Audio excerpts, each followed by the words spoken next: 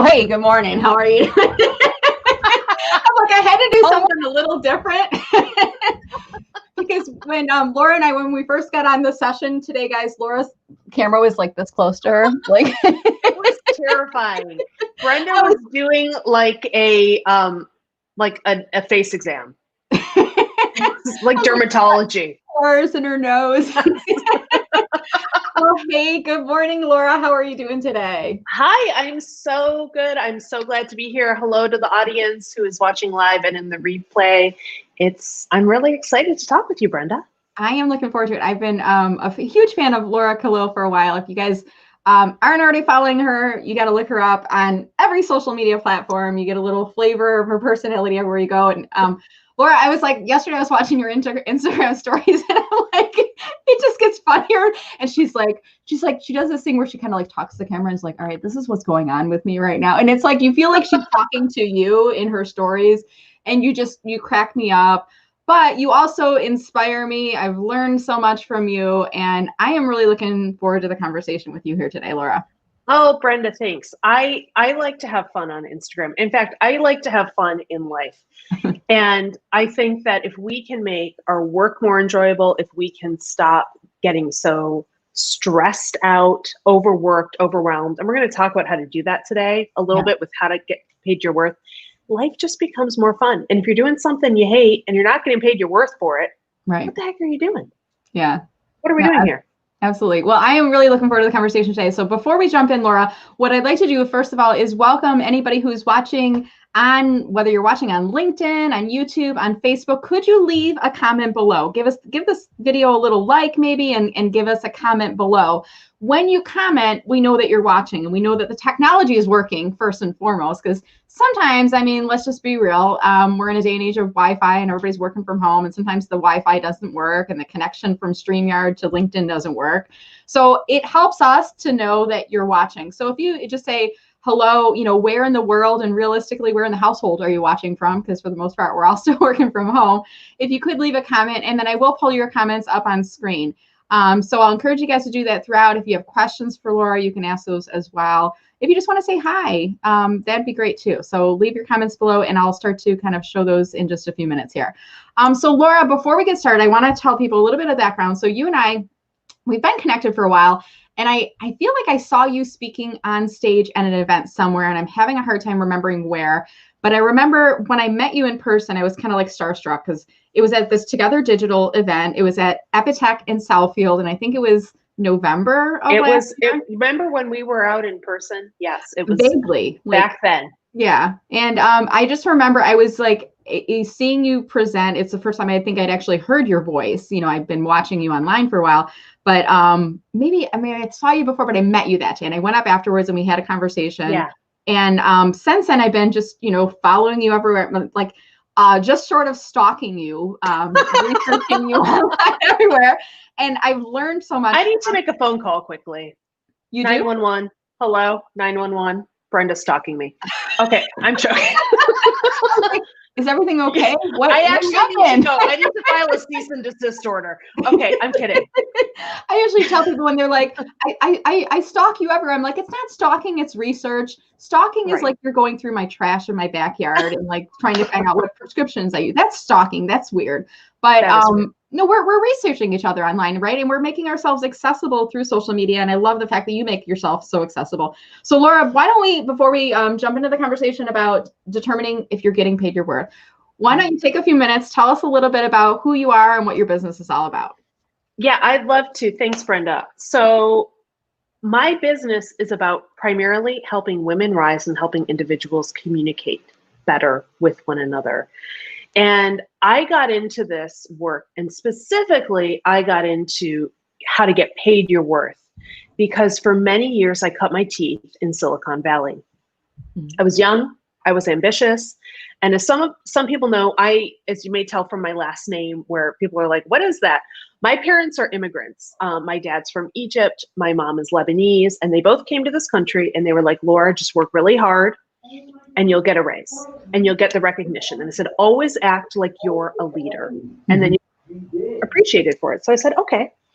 And so I'd go into these companies in high tech, and I would walk into the boardroom, I'd advocate for my programs and ideas. And more often than not, I actually found that I was not well received. And in fact, one of my earlier bosses gave me the feedback that I was intimidating the guys.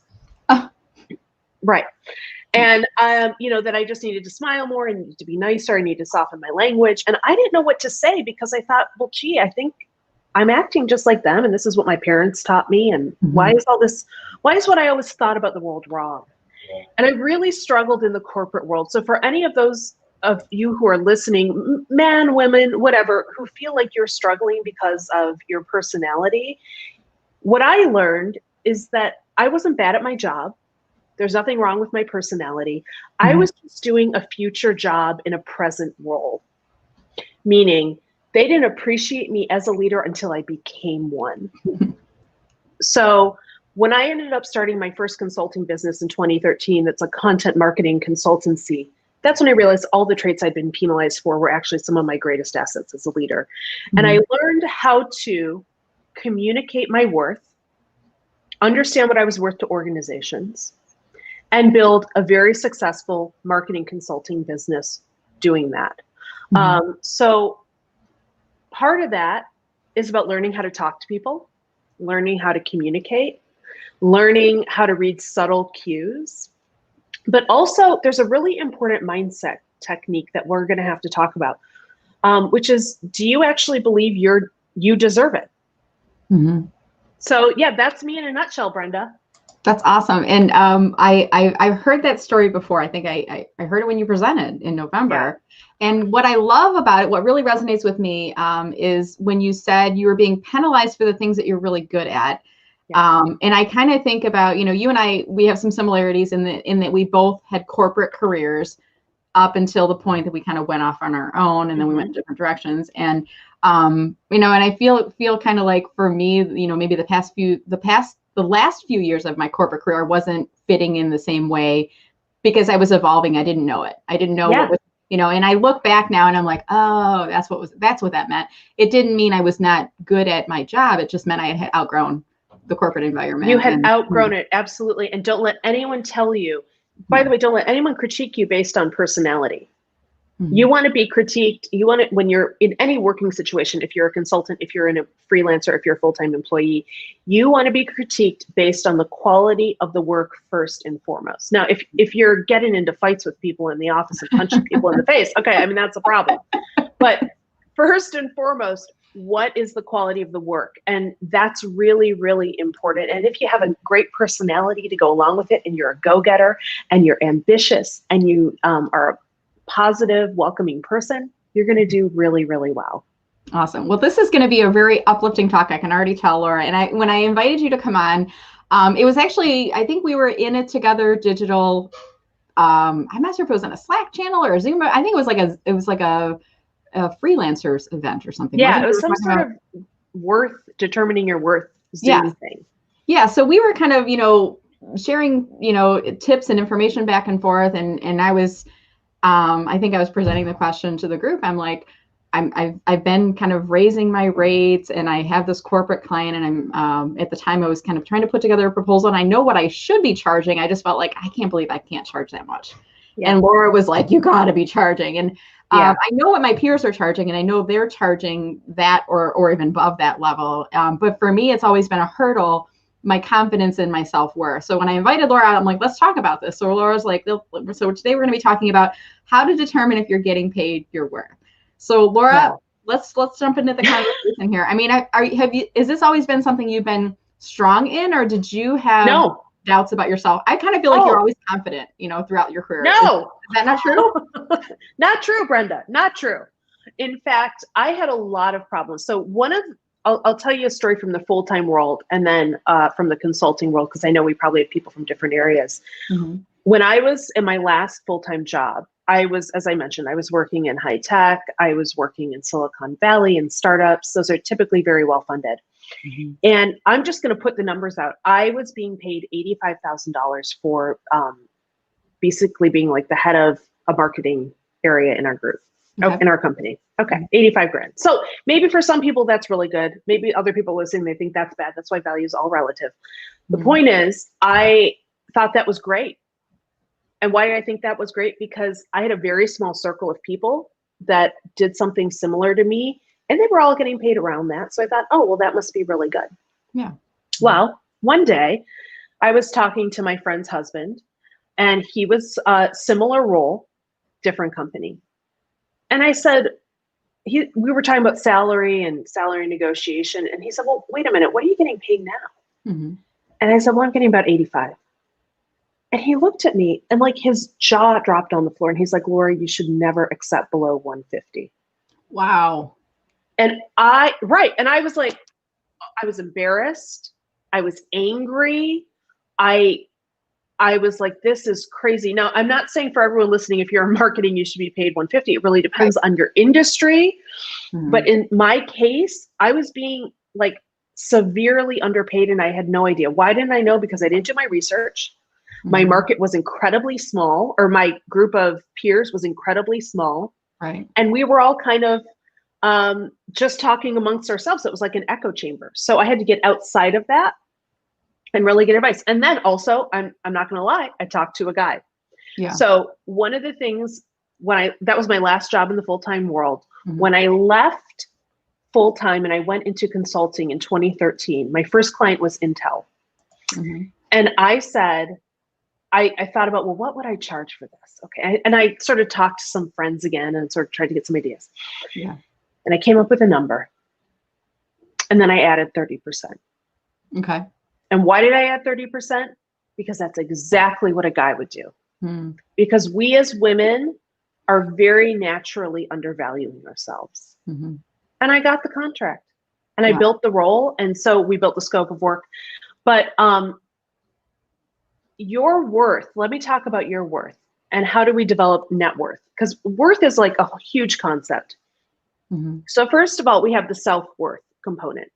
So Brenda, I'm going to pick on you for a second because I have no one else to pick on. Yeah, I'm here. And I'm here. We've had conversations, so you know angles to take in this conversation here. Yeah. So your self-worth says, when you just told that story, it says, mm-hmm. I don't believe I'm worth this amount that my peers are paying. So your self-worth is here on on what your products and services are worth, not you as a human being, that you're priceless as a human being. Mm-hmm. Just want to be clear for everyone listening.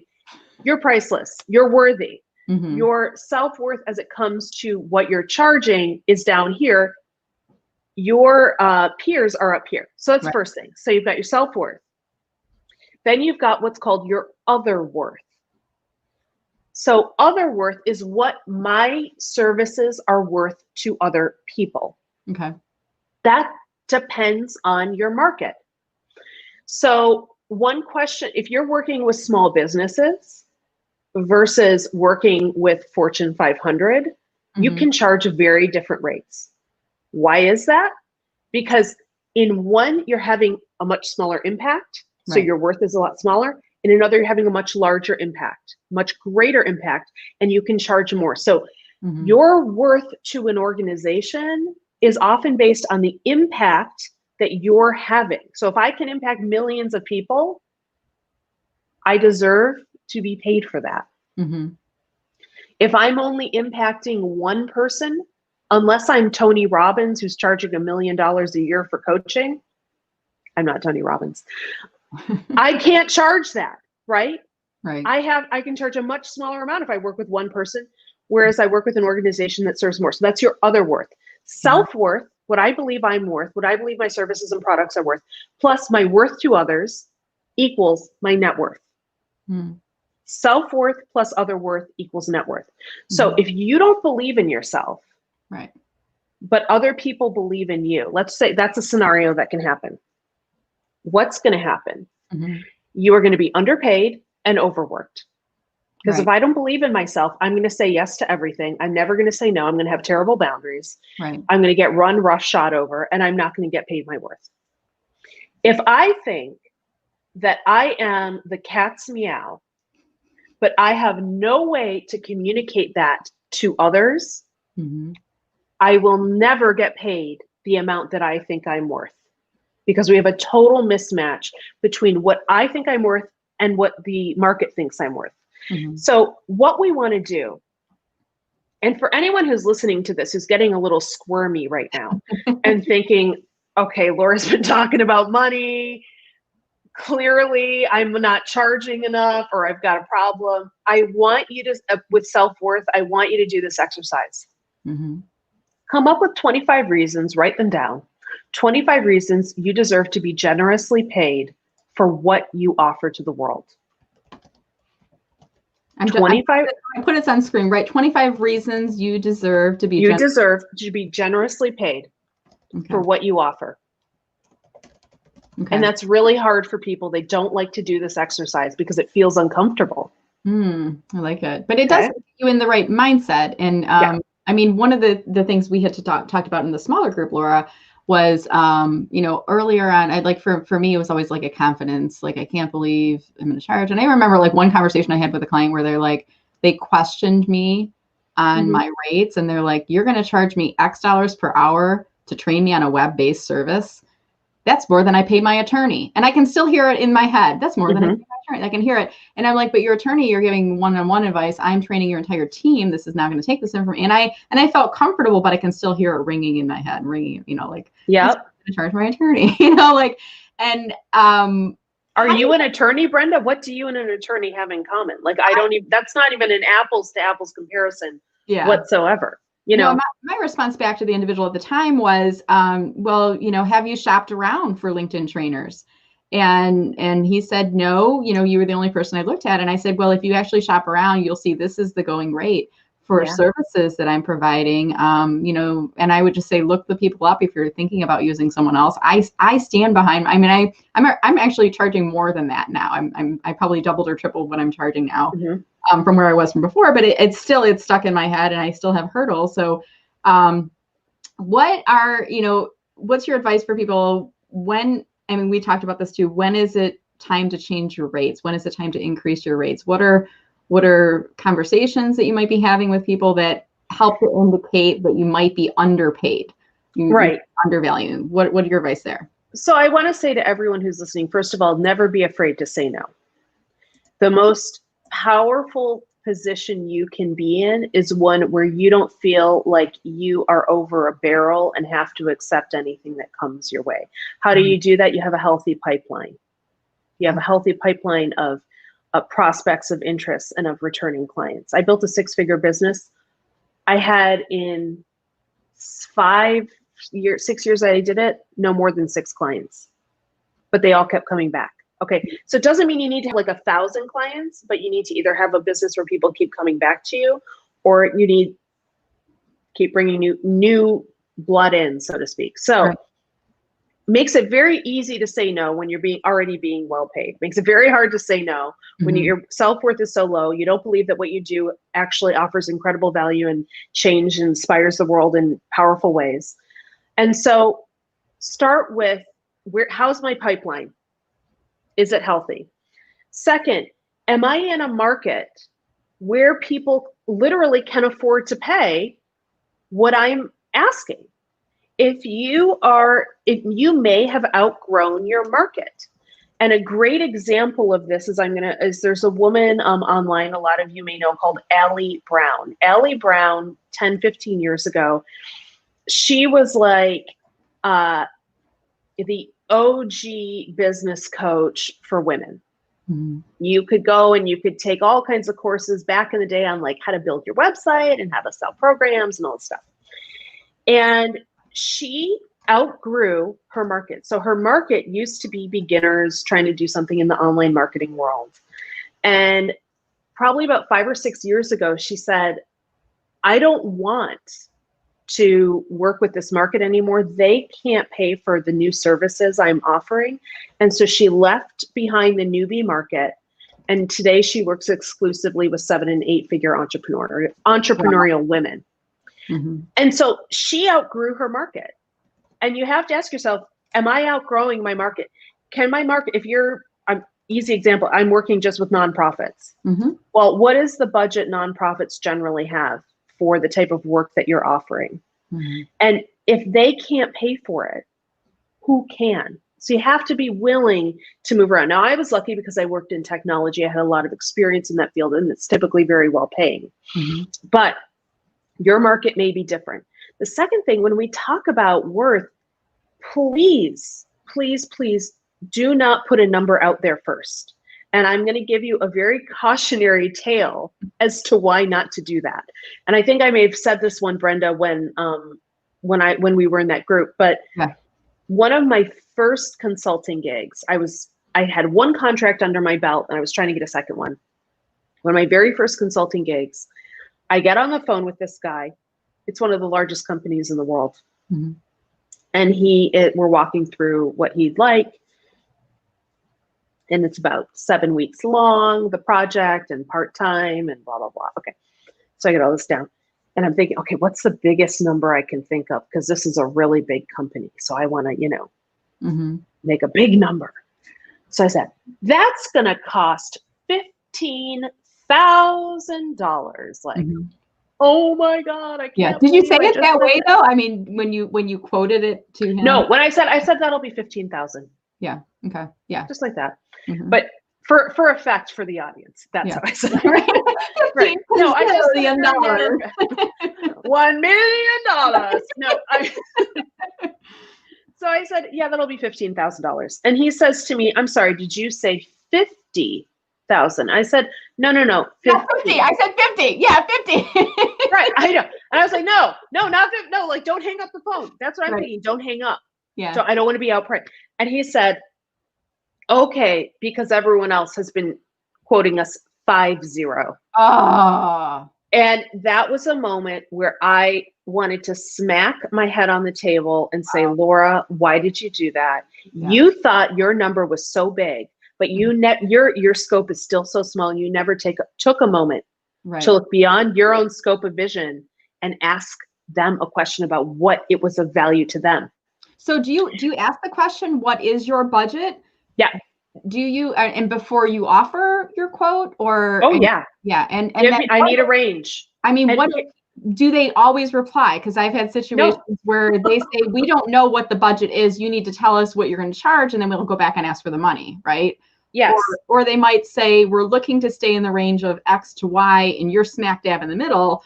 Or maybe you were under X, and now they've said X to Y, and you're just, where you need to come in, right?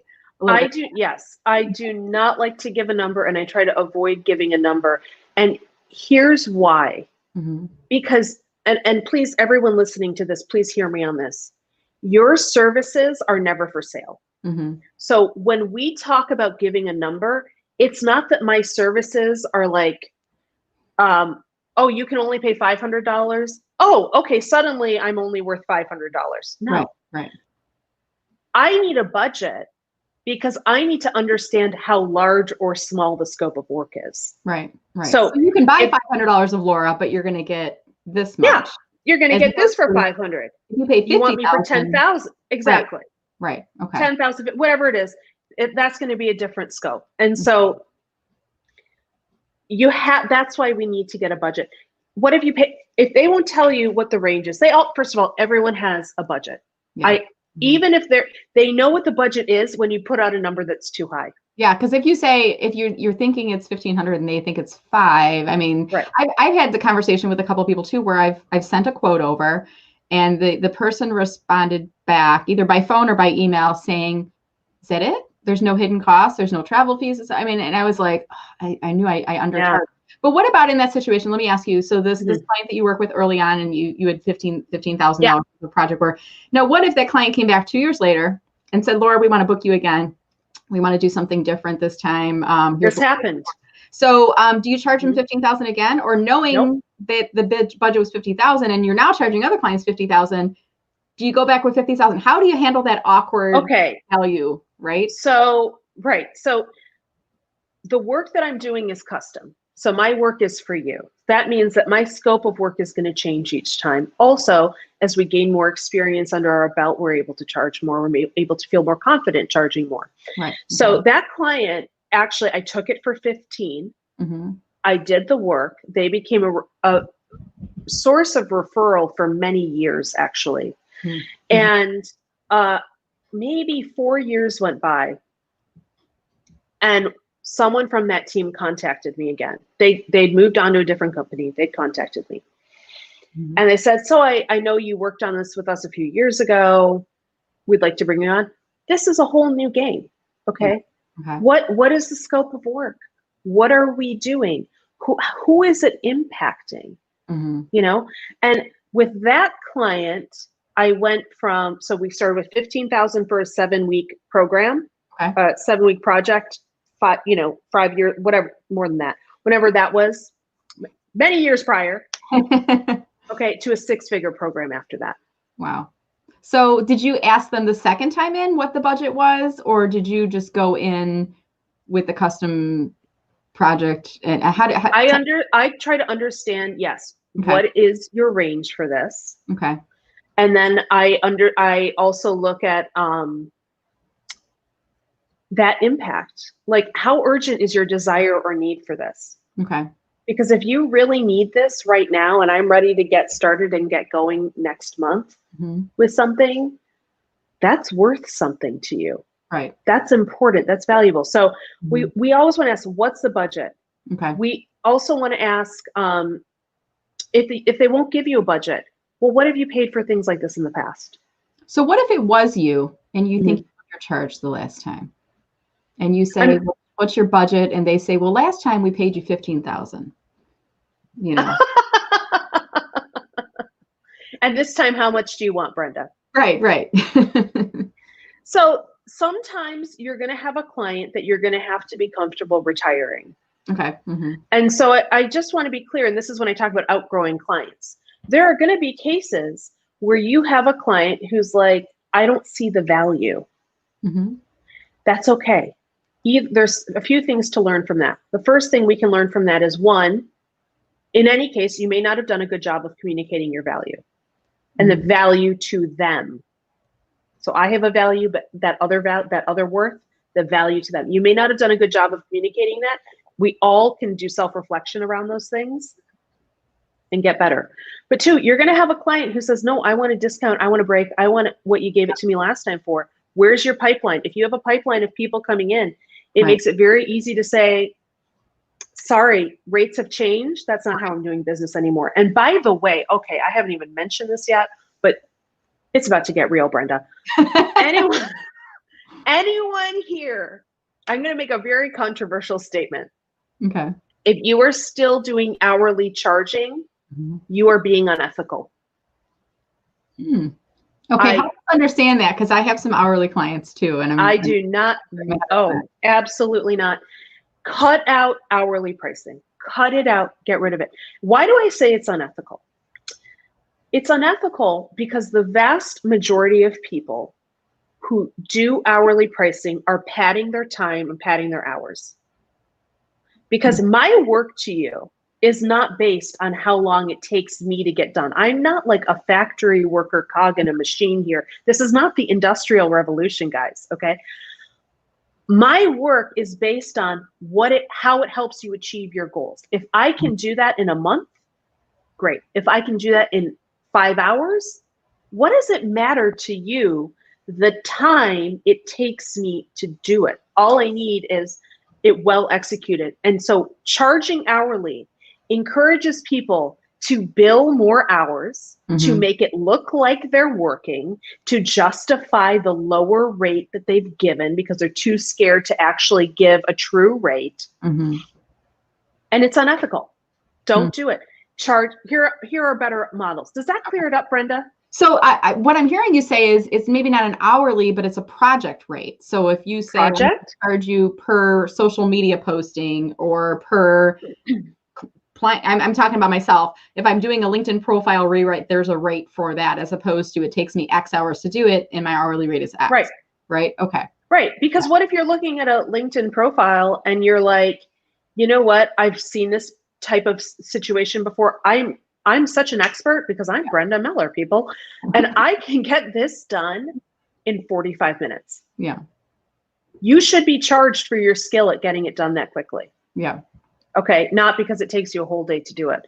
Right. So, charge by project is a great way. I also highly recommend, and what I did to build my own 6-figure consulting business is charge by retainer. Okay. So I'm on call for you. Okay. These are ways, what we want to try and do as business owners and as consultants and freelancers, whoever's watching, you want to be able to charge not for your time, but for the value you provide. Because that actually enables us to do more and get more of our time back. People think that in order to be wealthy, in order to do really well in my career, I have to work like a dog. Yeah. I'm not saying you don't have to work at all. I don't believe in the 4-hour work week or any of that stuff. But I don't. I do believe in getting help and getting VAs and getting people to assist you and even hiring an employee. But we're using your time for hours is a losing game. You will run out of time. You will cap yourself at what you can make. Right. And as I said, everyone listening to this deserves to be generously paid for what they do. So we're really, the conversation we're having here today, if anybody's joining late, we're really having a conversation about, let me just pull the topic up on the screen here again, how to determine if you're getting paid your worth. And we're really, Laura and I, we're both independent consultants, so we're really kind of focusing more on the side if you are an independent consultant. Laura, what about for folks that are watching that are maybe thinking about salary negotiation, and are they getting paid what they're worth?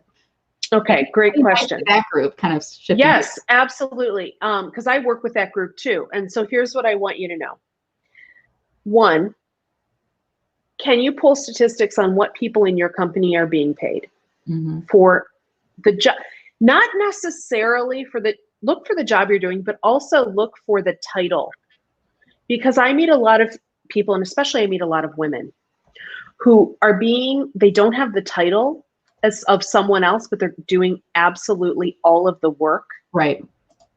And often that person up here is a guy, not always, but often it is. And often I'm working with them and I'm seeing disparities between $30,000 to $50,000. That's here in Michigan. Yeah. So I'm not talking about the Bay Area where we have these crazy, whatever. Right. Here in the Midwest, I'm seeing that disparity. That's huge. So see if you can pull that research. See if you can find anything from HR. Next, go on sites like PayScale and Glassdoor, pull some numbers. Yeah. See just kind of where you're at. This is going to give you a stronger bargaining position, whether you decide to stay or you decide to go. I also recommend to every single employee, treat yourself as a contractor, just in your head. Yeah. When a contractor comes in to work at a business, Brenda and I know this very well, we are brought in as experts to work in our area to help accomplish specific goals. That's what I'm focused on. That's where my eye's on that prize. And I am always looking for new opportunities to grow my business, to expand my offerings. I am not afraid to be seen as an expert. I'm not afraid to put forward my point of view. So treat yourself that way, okay? You're not someone's employee. You're Brenda. I'm Laura. You're worthy of showing up and being an equal to everyone in that office. So, okay. So you've pulled your salary information. Next thing I want you to do. Something to that salary information too, Laura, and you probably do this, but for other people, when you pull the salary information on the sites like Salary and PayScale and Glassdoor and all, don't put gender in. Because if you put gender in, and if you're a woman, you're going to see a lower salary range. And test it out. You guys can test me out. I'm not making this stuff up. This is like legit stuff. Go and look up your job title, put in female, and you'll see what the range is, and then put in male and see what the range is, and then don't put any gender in. And you'll see it's like, wow, that can't be right. Yeah, that's what's happening. Yeah, so don't put gender in, and you might be surprised, right? Yeah, that is what's happening. Next, when we go into a conversation about negotiation, first of all, you don't want to surprise your manager. Like, this isn't about walking into a one-on-one and then suddenly saying, I need a raise right now. No, we need to make a case. We make a case by priming the pump. We make a case by helping people become aware of what our goals are and letting them know how they can be a co-pilot in our success. So you need to start doing that. If you're thinking about wanting a raise, wanting a title raise, wanting a new job, wanting something, whatever, start now by talking to your manager about that. How can I get there? Do I need to be in a different level? What are the things I need to complete in order to do that? And any manager who's worth his or her salt will help you with that. Now, there's a lot of incompetent managers, but we're going to assume you don't have one of those, okay? If you do, give me or Brenda a call. We'll help you. So, that's why we have businesses. Right. So, okay. So you're priming the pump. You're explaining what you want to do, where you want to go. You have your review. You go to talk to your management about it, and you're ready to discuss next steps. Mm-hmm. I want you, this is not an emotional decision. You don't go into any salary negotiation saying why you deserve to have the money, why you need the money. Throw all that out the window. Nobody cares. Why it's not fair if you don't have it already. Right, it's not fair. Just get rid of all that crap. Yeah. Okay, that's not helpful. I want you to go in with facts. Mm-hmm. We've done our research, and what are beyond what you've seen online and what you've learned about your company. Facts. Here's what I've done at the job. Here's the outcomes it's had, and literally have them listed. If you are not already doing a weekly retrospective on your work and writing it down, do that immediately. Mm-hmm. So you've got everything listed. Yeah. You have all this information to help make the case for why you actually are well positioned for this. Yeah. That's how we have the conversation. We don't get emotional. Yeah. We don't say, I need it, I want it, I should have it. Why haven't you given it to me? Right. And it's kind of funny when you're talking about this, Laura. I think about, we as, and I'm not going to get political, but I'm going to say we as citizens of the United States, we cast a vote when we want to see change happening in our nation. We as consumers, we vote for products and services based on the value we're willing to pay for them. Yep. And we as workers, as employees of organizations, agree to take the salary that is offered to do the work that is being assigned to us. If you're not happy and you've asked your manager and you've said, I've done my research, I think I'm being underpaid. Here's what the market range is. Here's my accomplishments. This is what I should be in. And if your manager comes back and says, no, Brenda, that's not within our budget for the company, you are choosing to stay there. You're not a tree. You can move, right? You can find another job. If you choose to stay there, then don't sulk and say they're not paying me what I'm worth. Then leave. You choose. Exactly. You're making a choice to stay in that position. If in Laura's point, if you have a good manager who's willing to work with you to get you to where you need to be, then that's great. But if they're saying, no, Brenda, we don't have that in our budget, that's beyond what we can pay, then you either have to accept it and stay there, right? Or move on. Exactly. And it's funny because people get so scared about moving on. Yeah. But learning how, instead of saying to yourself, and this is one of the mindset tips I love to give to people, instead of saying to yourself, oh my God, if I lose this job or if I can't be here anymore, it's just gonna be the worst thing that's ever happened, even though like you're sitting in a pile of misery as it is. Right. I want you to ask, they really are, they're so miserable. They're like, oh my God, that little cartoon guy that's sitting in the middle of like fires of hell. And he's like drinking his coffee saying, this is okay. Right. Exactly. You're so unhappy, but you don't leave. Okay, so if you are in that position and you keep saying, this is going to be the worst thing that's ever happened, if I get fired, if I get laid off, if whatever, I leave, I'm scared. Ask yourself this question instead, because it's a way more impactful. Why is this the best thing that could ever happen for me? Mm-hmm. The quality of your life ultimately is based on the quality of the questions you're asking yourself. So if you're asking yourself low quality questions, expect a low quality life. Mm-hmm. There you go. Start asking better questions. Why is this a great thing? And I said something earlier, at the beginning, I want to really come back to this. I said to y'all at the beginning that part of the reason I was being so underpaid in the corporate world is because my circle was like this big. Mm-hmm. Okay. Yeah. Every single individual watching this, and especially women, you need to expand your circle. Right. Okay. One of the most important things you can do, and one of the reasons we know why women do not rise, is because they do not network vertically. You must absolutely expand your horizon, expand your scope if you want to rise. Yeah. Good point. And I love the point of view too of you were just talking to women who are marketing directors, and once you start talking to men, your mind was like, Exactly. change things up. So Laura, I want to kind of shift gears a little bit on the conversation here. I want to invite our audience. I've already seen some questions that were coming in, and I want to invite you guys, if you have a question for Laura, now is your time to ask those questions. So feel free to drop your questions. And I saw two coming in. I want to pull up the first one right now. And this is a question from Malini, who says, do you break out the projects by small, medium, large, and how do you decide what those are? So I think we're kind of talking about for the independent consultant approach in terms of pricing and value. So what are your thoughts? You can. Yeah, you can do kind of like a bronze, silver, gold package is sort of how I would recommend it.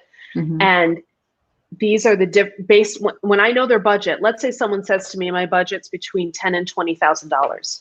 Okay, I can work within that scope. Yeah, I'm going to give you a 10, a 15, and a 20. And nothing. It's not that the price is cheaper on something at one level or another. It's that they have more things offered. Right. So it's kind of like me, if I didn't have, you know, gold, silver, and bronze, if I had like a slice of pie as a package, or I had like pie a la mode with a scoop of ice cream on the side, or do you want the whole pie? Like there's 3 different levels for that, right? I should write this down. That was good. That was brilliant, Brenda. That was brilliant. And also I want pie right now. So thanks so much. Yeah, absolutely. I would start to think about it that way. One of the things I just want to caution people on is be very careful if you start to give a scope, or you start to give prices where they're like itemized. Yeah. Because this can really be a race to the bottom. Yeah. In terms of, well, I want this, but I don't want that. Could you do this, but not that? Just package it. Right.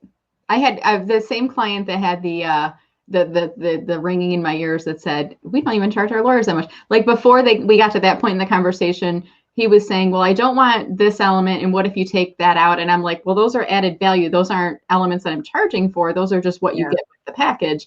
And I started realizing this is, you know, there's some clients that it's just a no-win situation. They're looking to devalue, minimize the investment. And they're going to don't see the value. They're going to ask for a lot more than what you're giving them. They're going to say, oh, they're nightmares. What most people think is that if I charge a smaller fee, I'll get more business. Yeah. I have found 10 out of 10 times the clients who pay the least are the most annoying. Yeah. Yeah. It's a point. It is certainly the reality in some situations. I love how diplomatic you are, Brenda. Okay. The reason I say that, let me just say this. So I have different rates and packages, and I work to serve the unemployed, and I do like group webinars for free. And then I'm like, if you want to work with me one-on-one, I'm going to charge you, but I'm going to give you a pretty deep discount because I know you're on unemployment. But if you want to work with me, you have to pay. And I have like it's a $40 package for 30-minute Zoom call with me. And it's something I wouldn't charge normally for the average person on the street. But if you're unemployed, I'll charge that. And they're very appreciative. So I'll say, I'll agree with you most of the time, Laura, but in that situation, when I get on this phone call with this person, they're so appreciative of the insights I'm giving them. And it's the lowest price point I've ever charged, but they're so appreciative, and it's kind of my way of giving back. And it gives back. Okay. Yeah. That's great. Back. So shifting gears, here's another question. And remember how I said earlier, we're going to have to do the Wilson, like sometimes you get long questions. This is a long question. You look over the top of the fence, like the home improvement thing. So Jill is asking compensation packages today during COVID, pre-COVID. You know, she's seeing things shifting downward. I've even heard of a friend. She said she got 3 offers. The 2 were like super low ball, and the 3rd was in her range. She took the 3rd, of course. But are you hearing any conversations about this right now? Are employers taking the packages down in terms of value or salary or benefits because they feel like they can take advantage of the market right now? Well, I'm going to say that there's no easy answer to that, because I've heard of people getting paid above asking. Okay. I've heard of people that can't hire because nobody's like coming in to apply for the jobs. And then I hear about this as well, of compensation packages being lower. So it's not about what the reality is. It's about what your reality is, Jill. So if your reality right now is that you're not getting paid, or the compensation is not where it was, and you need a job, I take a job. Right. You know? Yeah. Know that, just as I said, think like a consultant, know that you're not going to be there forever. Know that you can move around. Mm-hmm. Know that when the time is right, you will be able to get compensated for what you're worth. I mean, we're going through some really big shifts in the market, but if that's your reality, I'm not going to deny it or say that it's not real for you, but that might need to be a short-term solution. Yeah. I wish I could say something different. No, but you make a good point there. I mean, you got to like figure out what's available in the market. And I think you have to look at the duration, like how long you've been out of work too, right? Because if it's first month, second month, you're getting a lowball offer, you're already getting offers. You maybe want to hold out for a little while and see what else you can get that's out there. And then if not, I would even, in that case, I think was it Kim that asked that question? I'm forgetting the name right now.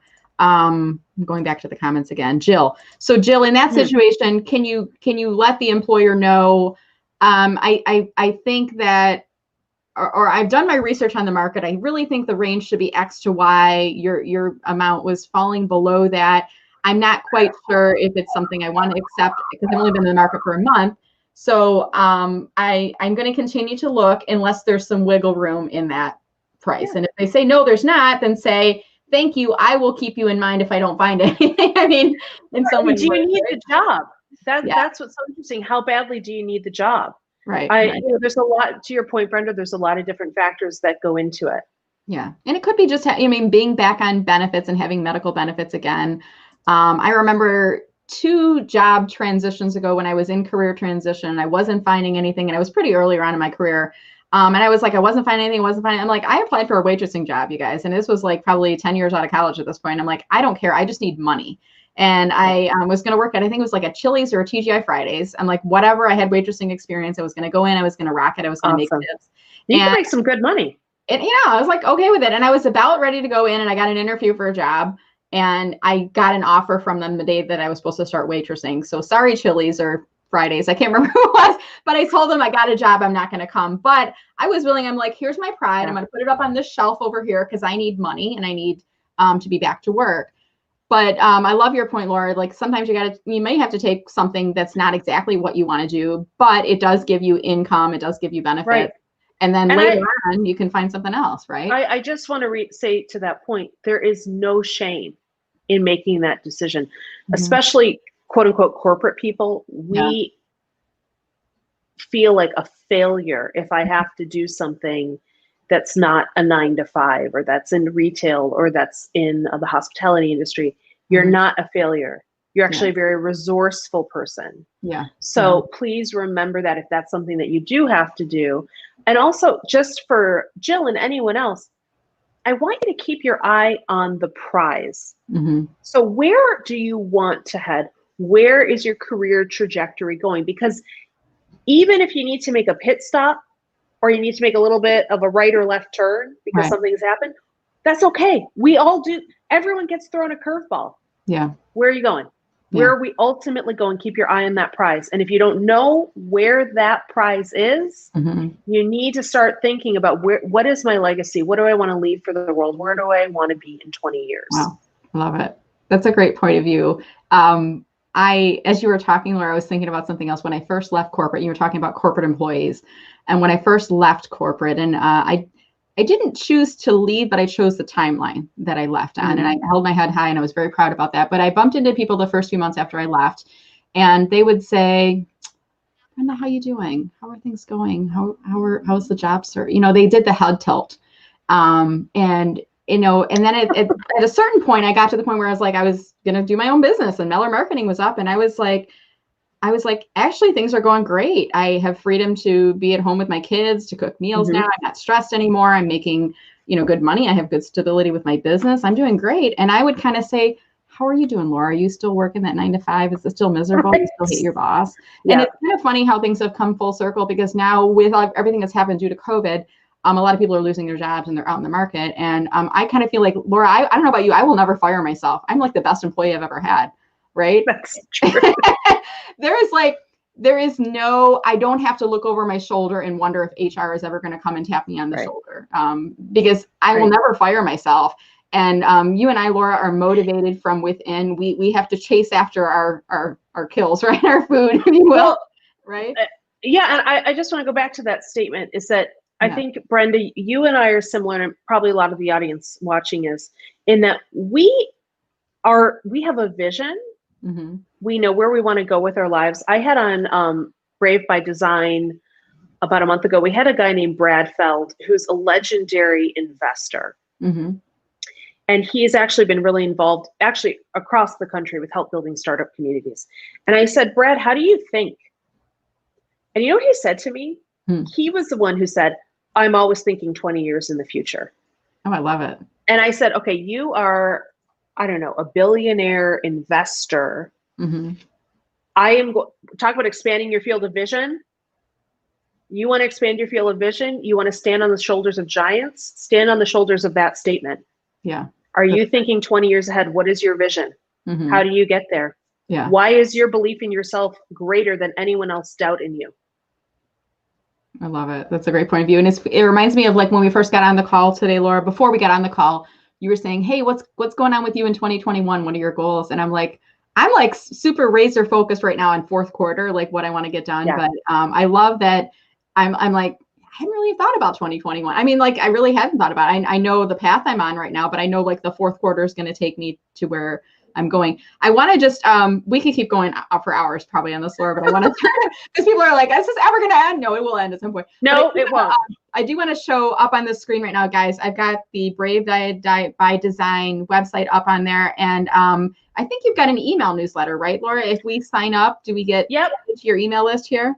Yeah, you can sign up for this and join the email list. You can also find the podcast Brave by Design wherever you listen to podcasts. Okay. We release on Monday and Wednesday. And actually, I'll say just briefly, our Monday episode that just came out was about how not to kill your family when you're talking about politics. Nice. So if you have people in your life who you can't agree with, listen to that episode. We brought on the Robin Dreek. He is the former head of FBI counterintelligence, who had to spend his entire career talking to people who had different aims than the U.S. So it was a really cool episode. And I love, thanks for sharing this, Brenda.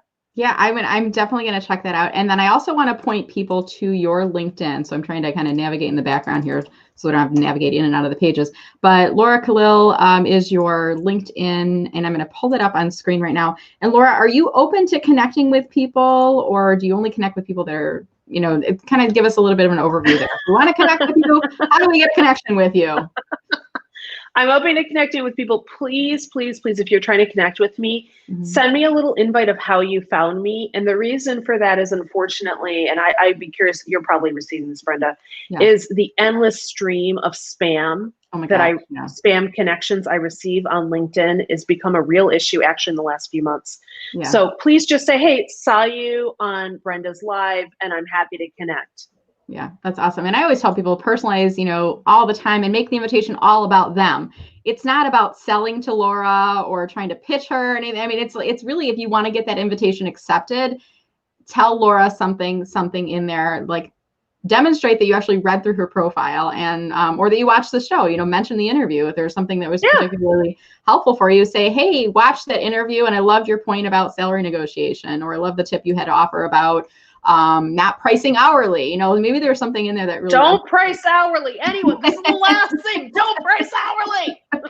If you remember nothing else, I'm going to take nothing else from this. Don't price hourly. I'm done. I'm going to flip a table. Great conversation. I feel like you're one of the guests. I'm going to say right now, I feel like we could keep continuing this conversation, and I feel like there's different elements and layers of this whole conversation about getting paid what you're worth that we could continue on with. So I'd love to have you come back again in the future, and we can continue that conversation if that'd be okay with you. Brenda, it's been so much fun. And yeah, we can talk about this for days, girlfriend. Hey, thanks to everyone who joined us. This is really cool. And yes, and Brenda, can they leave comments after and we'll see them? They can. And I actually I'm going to drop this in right now. I usually like to say before you leave, leave a comment. Here, oops. Not this one though. Let me change this. Leave a comment below for Laura. So I have templates within StreamYard. So if you just saw that pop up on screen, you're like, job seeker. She's not a job seeker. So I always tell people before you leave, I want to ask you to do a couple things. One, if you haven't commented already, leave a comment below for Laura. If you like this interview, if you found it helpful, if it taught you new insights, if you just thought Laura was fabulous, which I think Laura's fabulous, just leave her a comment below and say, you are fabulous. This was awesome. Then after you leave the video, go back in and click on share and share the video with your network. And you can find the video on my activity timeline on LinkedIn. It's on the Meller Marketing page on Facebook, or you can find it on my YouTube channel. So there's plenty of places you can find it. Share the video. You might know somebody in your network who is an independent consultant who is struggling with pricing and value. At some point in the future, somebody might say, I don't know how to price my services. I'm not being valued. Remember this video and share that with them. And then also, if you guys could also go to mellermarketing.com/subscribe. And I just discovered this week that if you had been subscribing in the past few weeks, I had a hiccup happening and you probably weren't on my list. So if you're not getting emails from me yet, you need to go back and subscribe again. So that was fun to deal with, but I figured it out. I troubleshooted, and I'm like, I had a phone conversation with my website provider, and I'm like, where are they going? And they're like, they couldn't tell me where the subscription. That's the worst thing ever when we have those hiccups. So anyways, I figured it out. I tested it. I put it out on Facebook. I had some friends subscribe. I'm like, it's working now. So all is good. So Laura, thank you so much. This is a delight. What's next on your agenda for you today? What are you doing after the session's done here? Okay. Real talk, Brenda, I'm headed to Panera. I was not expecting that. You were like, I was going to go do something really dramatic or hang gliding, or you're like, I'm going to Panera. Like, I'm going to Panera. I'm going to get my U-pick too. For people, no one here knows me, but for people who like know me really well, they know that I have like a problem with Panera. So I'm going to go there, and I'm going to be working on my How to Have Hard Conversations masterclass. If anyone's interested in that, please sign up for the newsletter. I'll be sending a lot more information about that. But that's it. So what's your pick two? What do you get? Do you get like the salad and the soup, or what are we talking here? Well, it really depends on my mood. So let me be a commercial for, they should be paying me right now. This is like sponsored by Panera. I'll put the logo. Sponsored by Panera. I like the new broccoli cheddar mac and cheese. Oh, yeah. But we can't get that every day because we got to watch our waistline. Right. Yeah. I love the salads for the most part. I'm okay on the sandwiches, like not my favorite thing, but the unlimited coffee for $8.99 a month. Yeah. Brenda. That makes sense. It's going there all the time. But like when they started launching it was like the start of COVID. I'm like, I'm not going out in public and paying $8.99 for anything. I'm not going to. That's true. That's true. But now, if you're going out there all the time, yeah, $8.99 makes sense because just go in, fill up your coffee, totally worth it. Yeah. What are you doing with the rest of your afternoon? So for me, I'm actually going to get a touch-up headshot today. So I haven't had a headshot photo taken in it's been about 2 years right now. Okay.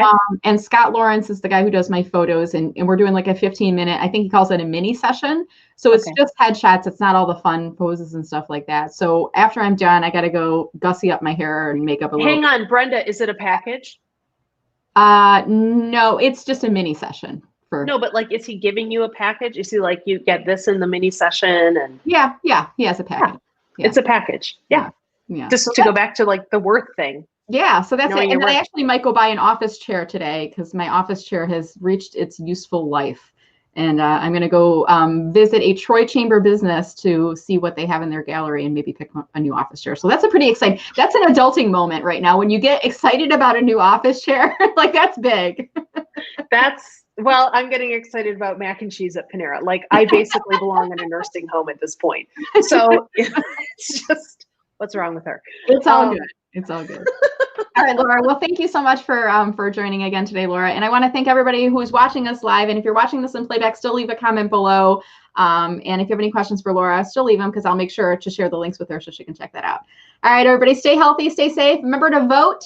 And get your broccoli and cheese. What is it? Broccoli and cheese? It's the broccoli and cheddar mac and cheese at Panera, part of the U-Pick 2. If you guys aren't part of the My Panera Rewards program, get on it, friends. Get on it. You're going to get free things, okay? All right, also, send the bill to Panera for this. I need to get some money. Yeah, no, it's all good. I'm like going all over today. But I forgot to ask you before we wrap. Is there anything else you wanted to remind us about? Shout outs you want to give? Anything else before we wrap here today? Oh, the only beyond Panera. Yeah, right. The only I said bravebydesign.net is where you're going to find information on how women rise, and you can also get access to the podcast. I will say for those of you who are interested in podcasting.